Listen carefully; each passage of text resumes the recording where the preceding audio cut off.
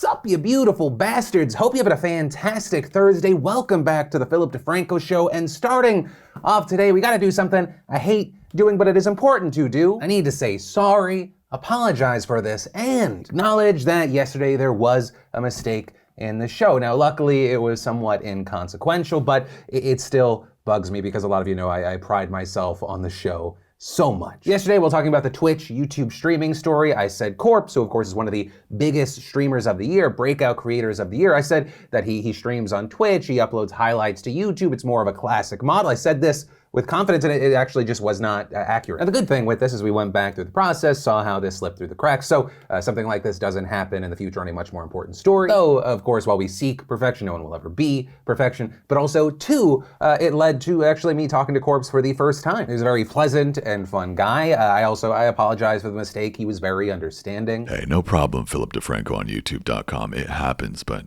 if you ever mess up a story about me again, I'm slicing off your pinky toe. Praise Bingus. But yeah, with that said, welcome back to the Philip DeFranco Show. Buckle up, hit that like button, otherwise we'll punch you in the throat, or maybe Corpse will, and let's just jump into it. And the first thing that we're gonna talk about today is this absolutely ridiculous video that's gone viral. I don't know if you've already seen it. It shows a youth football coach yelling at a player before then hitting him hard in the head. You then see him walking around angry, yelling before then hitting that player again, this time slamming him to the ground. The child then gets back up, he continues to get screamed at. The coach ends up grabbing his helmet, sending him off the field. This video blew up, getting millions upon millions of views. There was a lot of outrage here. As far as more details about the situation, according to local reports, this is actually a youth football team based in Savannah, Georgia for kids 9 and under, with this incident happening while they were playing in the American Youth Football National Championships in Florida. You know, while we did see some people kind of minimizing the situation or not having a big reaction like that of Roddy White, who tweeted them his kids, I bet, which, by the way, no, in fact, it wasn't. The primary reaction we saw was kind of in the vein of former NFL star Shannon Sharpe tweeting, "If that's my child, I've got to have him. I'm going to carry his punk ass." Following that up with, "I'll whip him even if that's his kid. I won't let anyone prey on the weak or vulnerable in front of me. Not going to happen." And NBA star LeBron James expressing a similar sentiment, saying, "Ain't no way. Couldn't be my kid. Hell, if I'm there and it's not even my kid, we're gonna have more than words for sure." Now, that said, as far as the team's organizers, there's a post floating around on social media that was allegedly posted and later deleted from the team's official Facebook page, with that post reading, "Please keep the negative comments off this page. Please, this organization has great coaches. We understand what we all saw yesterday was disturbing to us all, but let's not blame everyone for one man's actions. The guy in the video is our 9U head coach. He is a good guy that just took it a little too far on a 9U player." Also, as far as the coach in this video, he has since been identified as Darrell Williams, and he released what some are calling an apology, but I mean, if you watch it, it doesn't really feel like an apology. I'm gonna apologize for my actions about what took place. But at the end of the day, I am a man, and I'm not gonna make no excuses for what I did. I was wrong.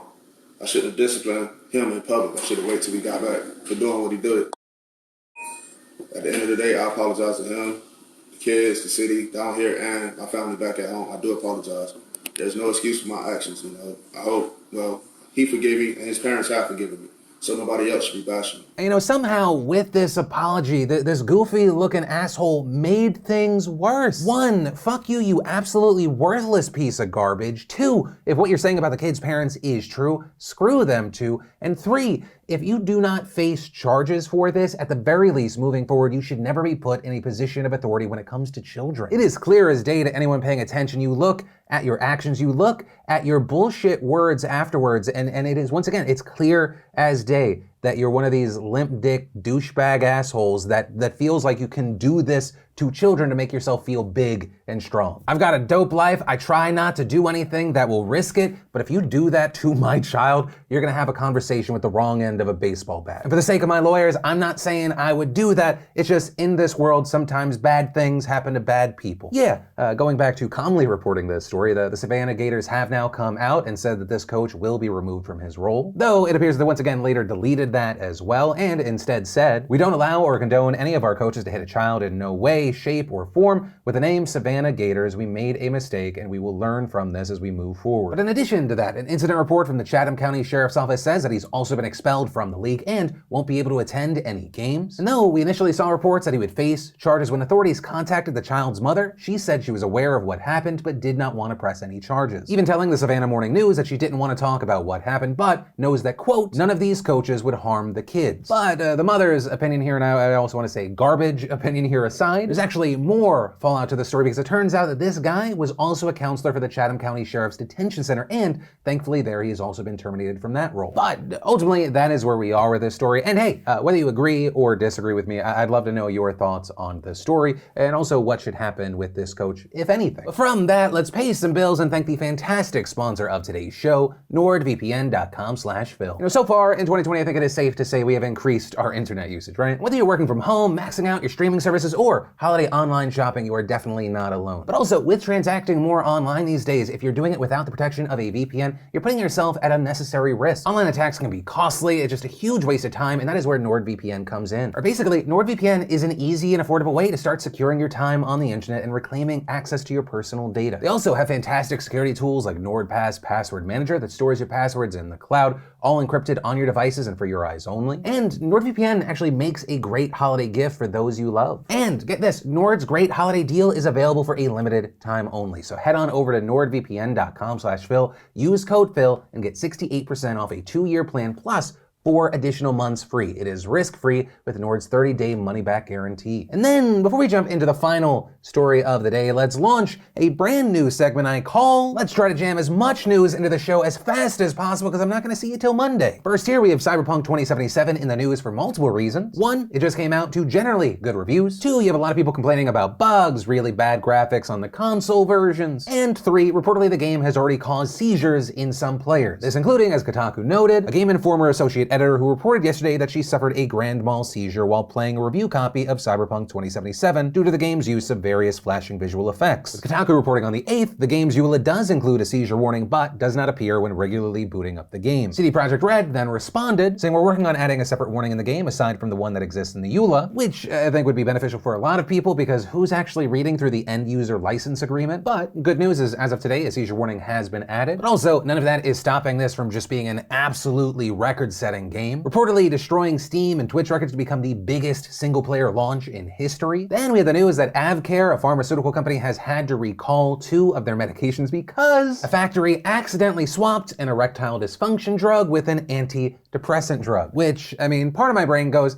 it's kind of 2 roads to the same destination, but also not, and it could be dangerous for people to take this drug that they don't realize that they're taking. So if dad or your grandpa is acting a little bit different today, maybe check in. Or don't if you don't want to have that conversation, but maybe check in. Then, maybe while you're having a small chuckle, let me give you bad quickie news. The Department of Labor today reporting that another 853,000 people filed for new unemployment claims last week. Right, that's the highest spike we've seen since mid-September, with another 428,000 people filing under the Federal Joblessness Benefits Program for freelancers and self-employed workers. And all of that incredibly concerning on its own, but even more so because today we still have no COVID relief in Congress. Though, as Bloomberg reported, history suggests that if a 2020 relief deal does get done, it is likely to come together rapidly and at the very last minute. Indeed, House Minority Leader Kevin McCarthy said on CNBC Thursday, "I think next week will be the week we get it done," with Treasury Secretary Mnuchin telling reporters Wednesday afternoon that he is cautiously hopeful a deal will come together, calling bipartisan talks quite constructive. But, of course, those are just words, and I think we're all just waiting for actions. Plus, there's also the question of what would this legislation actually look like? Who will make concessions? And finally, with these quickies, we should mention that Mitch McConnell actually broke from President Trump today, urging the Senate to pass the National Defense Authorization Act, even though Trump has threatened to veto it. But with McConnell's support here, there might be a veto-proof vote in the Senate. Unlike a number of things, there has been bipartisan support for this. I mean, we look to the House. Right in there, we saw this bill passing with more than 80% of the House in support, 140 Republicans joining 195 Democrats. And as far as why Trump would veto this thing that affirms 3% pay raises for U.S. troops and authorizes billions in military programs and construction, is because he's trying to get Congress to repeal Section 230, which is a part of the communications code that shields Twitter, Facebook, and other big tech companies from content liability. Right, so essentially, Trump was trying to hold the NDAA hostage to get his way in a different place. But, like I said, it appears that McConnell is breaking away from the president here, though today we did see Kentucky Republican Rand Paul objecting to the quick passing of the NDAA, though for different reasons than Trump, meaning that it will be temporarily blocked. So it is going to be interesting to watch what happens in the Senate, but also what happens with this situation in general, because we also saw House Minority Leader Kevin McCarthy, who supports this passing, also reportedly telling colleagues that he would oppose a veto override. So even though right now in the House it appears that they have a veto-proof majority, they may not actually have that if Trump vetoes it. And then let's talk about Facebook's not not so fun last 24 hours. So if you haven't seen yet, the lawsuits are stacking up against Facebook. And where we'll start here is with the Federal Trade Commission's lawsuit, right? The Federal Trade Commission formally accusing Facebook of engaging in illegal anti-competitive tactics to buy, bully, and kill its rivals. With the commission saying on the opening page of its lawsuit, Facebook has maintained its monopoly position by buying up companies that present competitive threats and by imposing restrictive policies that unjustifiably hinder actual or potential rivals that Facebook does not or cannot acquire. And here we saw the FTC specifically list Instagram, which Facebook bought back in 2012, WhatsApp, which it bought 2 years later in 2014. Notably, that lawsuit also cites 2012 comments from CEO Mark Zuckerberg, where he said that Instagram threatened to leave Facebook, quote, very behind in both functionality and brand. Also pointing out that Zuckerberg once called WhatsApp the next biggest consumer risk to Facebook. But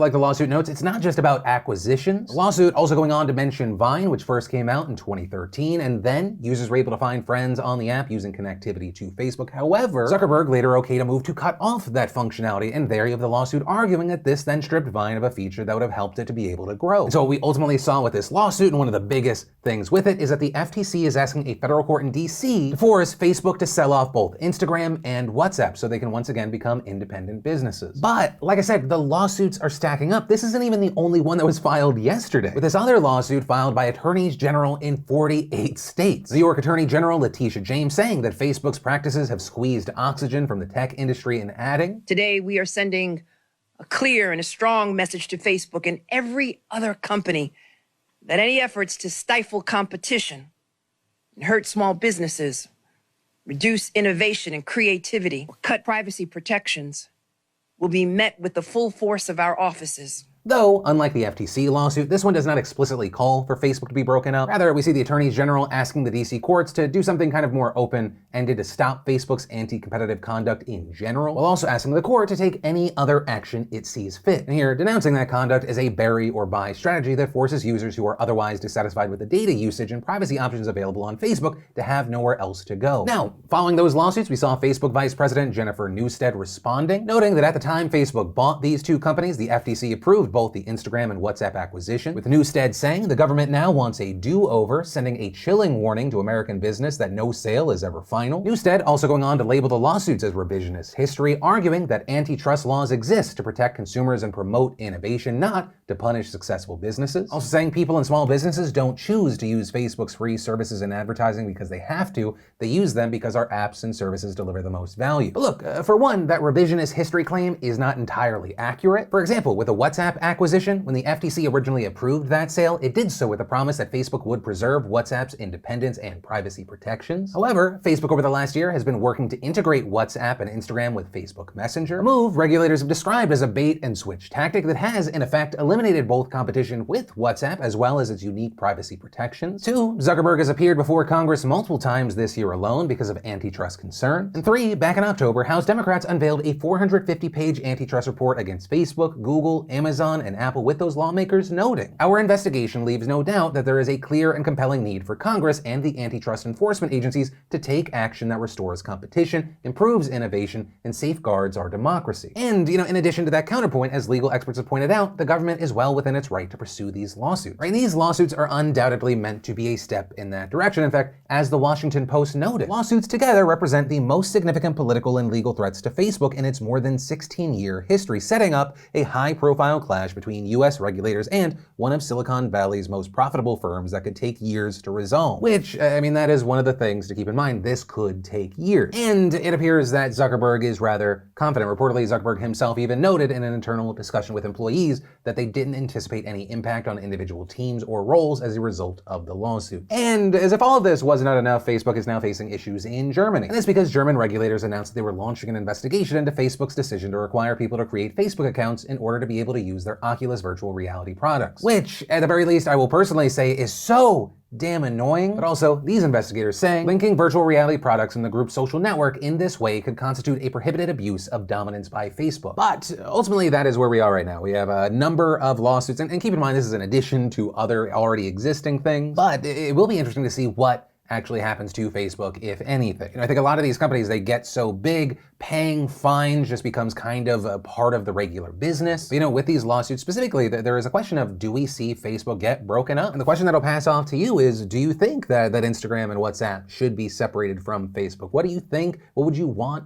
to happen. And that is where I'm going to end today's show. To you daily bastards, thank you for supporting the show, hitting that like button. Also, for those that are new here, hit that subscribe button, tap that bell to turn on notifications. And if you're looking for more to watch right now, there's a ton. We had 3 other Philip DeFranco shows this week. We've got that brand new DeFranco Does Personal video. I got that podcast with John Green. Some linked here and others in the description down below. But with that said, of course, as always, my name's Philip DeFranco. You've just been filled in. I love yo faces, and I'll see you next time.